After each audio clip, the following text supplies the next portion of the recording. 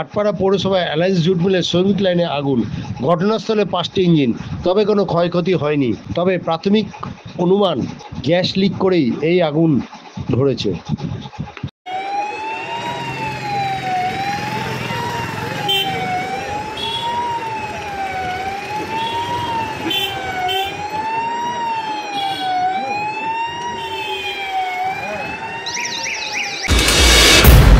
মূলত সবাই গ্যাসের কথা বলছে, কিন্তু যেটুকুন সম্ভাব্য সেটা হচ্ছে কোনো মোমবাতি বা কোনো প্রদীপ থেকেই আমার মনে হয় এটা হওয়ার কথা। কোনো ক্যাজুয়ালিটি সেভাবে হয়নি।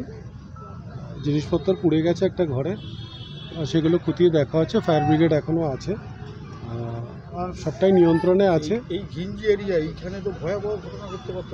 অবশ্যই মানুষ সচেতন না হলে এটা হতেই পারে। খুবই অবস্থা শোচনীয় অবস্থা। একে ঘরের পরে এক, সাথে 2 ফুটেরও গলি নেই, কিন্তু মানুষ যেভাবে নিজেকে রেখেছে বা করছে, আমরা সচেতন করতে পারি, মানুষকে বলতে পারি। কতজন আহত হয়েছে দাদা? একজনেরই শুধুমাত্র একটু পায়ে লেগেছে, মানে একটু হালকা লেগেছে, হসপিটালে পাঠানো হয়েছে। তাছাড়া আর কোনো ক্যাজুয়ালিটিস নেই। কিছু জিনিসপত্র তো পুড়ে গেছে, সেগুলো দেখা যাবে। ফায়ার ব্রিগেড জলদি নিভিয়েছে, কিন্তু গ্যাস থেকে মূলত এটা হয়নি, এটা অন্য কোনো কারণে হয়েছে। যাই হোক, ফায়ার ব্রিগেড সেটা খতিয়ে দেখবে। আমার এটা মন্তব্য করাও ঠিক নয় এই মুহূর্তে। কটা বাড়ি দাদা ক্ষতিগ্রস্ত? একটাই বাড়ি। ঠিক আছে, পাশের বাড়িতে একটু হালকা লেগেছে, কিন্তু মূলত ক্ষতিগ্রস্ত একটা বাড়ি। প্রদীপের কোনো আগুন থেকে মনে হয়, কিন্তু সেটা এখন সঠিকভাবে বলা যাবে না। এক একজনের মুখে এক এক রকম কথা, কিন্তু কোনো রকম কিছু নয়। এটাই প্রার্থনা যে কারোর কিছু হয়নি, অল্পর মধ্যে নেমে গেছে, এটাই ভাবতে পারি। অবশ্যই তাদের যা ক্ষতিপূরণ হয়েছে, যা যা আছে, নিশ্চয়ই আমরা সেটাকে পূরণ করে দেবো।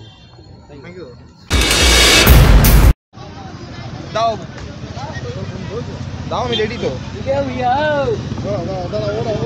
রাস্তার উপরে আছি, কিচ্ছু হবে না, তোমাকে মারবে না।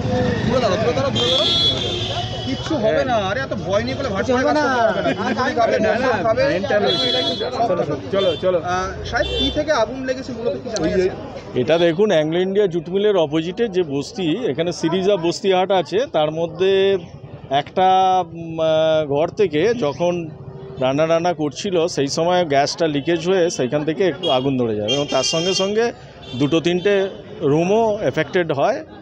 তো আমরা সঙ্গে সঙ্গে ফায়ার ব্রিগেড এসে সঙ্গে সঙ্গে সেগুলো এক্সটিংগুইশ করেছে, এবং যে গ্যাসটা লিক করছিল, এলপিজি গ্যাসের সিলিন্ডারটাকে আমরা ওটাকে রিমুভ করে দিয়েছি ওই জায়গা থেকে, দিয়ে ওটা ফাঁকা জায়গা পুকুরের মধ্যে ওটা করে দিয়েছি। ওটা থেকে আর কোনো বের হওয়ার চান্স নেই।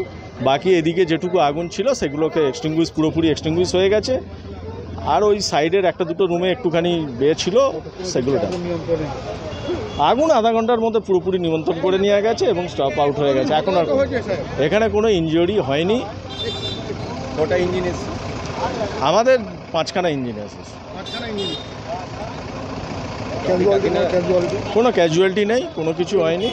প্রাইমারি অবস্থা একটুখানি ওই যেহেতু কনজাস্টেড, ওটা আগুনটা ওই জায়গায় হোসটাকে করতে গিয়ে একটুখানি সমস্যা হয়েছে, কিন্তু সঙ্গে সঙ্গে কয়েক মিনিটের মধ্যেই হোস চার্জ করার পর সঙ্গে সঙ্গে আগুনটা নিভে যায়, কোনো অসুবিধা হয়নি এবং কেউ হতাহতও হয়নি।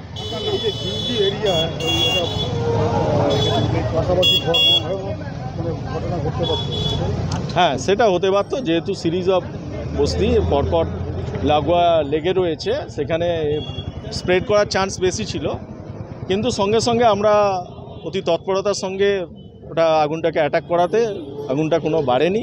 সঙ্গে সঙ্গে ওই একটা ঘরের মধ্যেই সীমাবদ্ধ ছিল, এবং তার পাশের ঘরগুলো একটু আধটু ওই ধোঁয়াতে এবং ওই জলেতে এবং তার সঙ্গে একটুখানি আগুনের এতে একটুখানি জাস্ট পার্সিয়ালি ড্যামেজ হয়েছে, অন্য কিছু হয়নি।